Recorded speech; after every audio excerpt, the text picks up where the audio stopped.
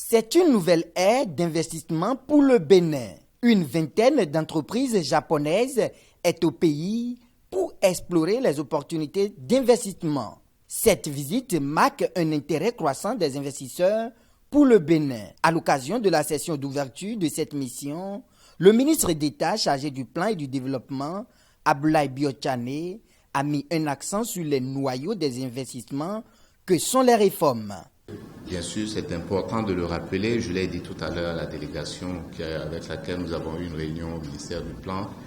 Notre programme d'action, c'est un paquet d'abord d'investissements importants, structurants, pour transformer l'économie nationale.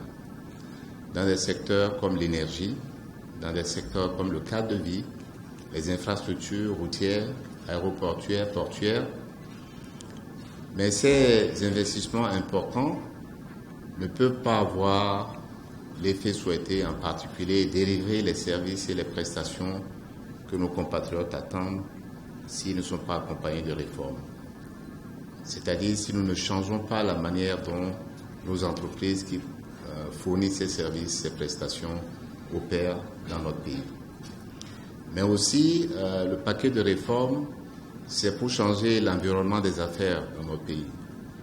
Et je l'ai dit, ces réformes couvrent aussi bien l'environnement classique de l'entreprise tel qu'on le connaît avec le code d'investissement nouveau que nous avons introduit à l'Assemblée nationale.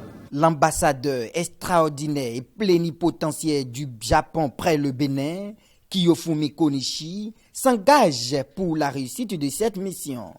Je saisis cette occasion pour exhorter la partie béninoise à bien orienter des hommes d'affaires japonaises vers les différents secteurs attractifs.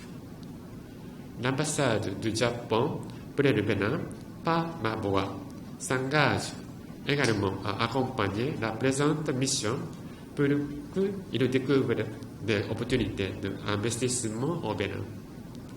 D'ailleurs, le Bénin a déjà signé le mémorandum d'entente avec une entreprise japonaise en vue de la création d'une usine de transformation de coton. Je souhaite qu'il y ait de plus en plus d'entreprises qui emboîtent les pas à celle-ci. Plusieurs rencontres seront organisées avec des agences gouvernementales en investissement et des grands projets. Faut-il le rappeler, cette mission fait suite à la 7e conférence internationale de Tokyo sur le développement de l'Afrique, TICAD 7.